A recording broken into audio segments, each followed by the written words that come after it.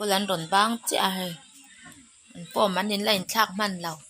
me nga lo ai ro hay dai ma hian ke ka ni hi alian to pung pung ane kanau te hi a u bera la bang la va mo te hian a u chu dar thum vela de ron bang ho a ron bang ang lem po in chu a na dai to khanin house store ron nei ra u ti kha a om to a kan ron ti thei lo rang a hun rem chang om thei lo bok nu tum tum chu he hun rem chang i kan nei a kan ron ti lang don na het atang hian kan la chan nga kan thei ze langa i thil ro pui tak motor thil chang kang de motor anga khan lo in ngai lo ulangin mo i thingtlang nu in house store ka ron nei ve do na chu wang chanin i thil lu tak motor omang kha chan lo ngai lo khut ulangin tyang kan lut ta a chan i hei che he ma se kan tilang nge i eng lo vel na thop he khok vel te kan da na nya chan so helam pang hi kan ba du mania anuam vel tuk ve na mo ni tang aro pui lo ni lo ma se kan tan chuan anuam tok veu ani kan nei ve tin kan tin ve to hei to kan din ve ni hi chuan hei nin e ka bai mem chi ho tin nya ka papa ka mila hian kan papa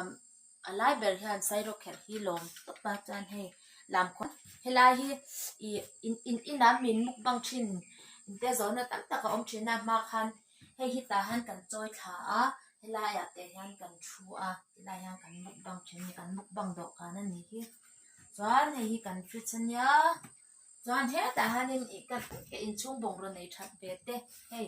heng hau hi ania anwaya hianin i so thing pulun sen ti vel chome kan da thina chuan kanin herang englo hi kan gas englo vel na khan nya chuan hei bung bel man chop ho kha kan da thina ta hian chuan heti lama han hei gas bur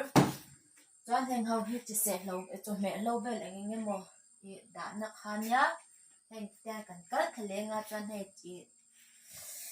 kheng sil na hei no pang an ron ta tifin po kala sil man lava chuan hei lama hian i kan bung bel man chop ho kan da thina plate te i cho to te yang ho kha kan da thina mo chuan hei kan dok kan hi i a tha te me nya min lo nui lo ula kan nei rei thei na lo do kan chung khu na hi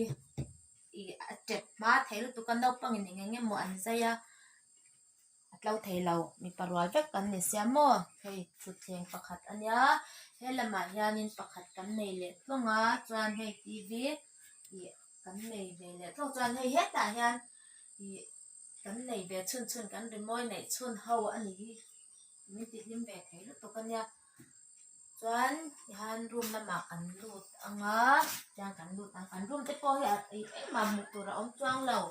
na chungen kan ron ti ve don ni hi hei hi i arei to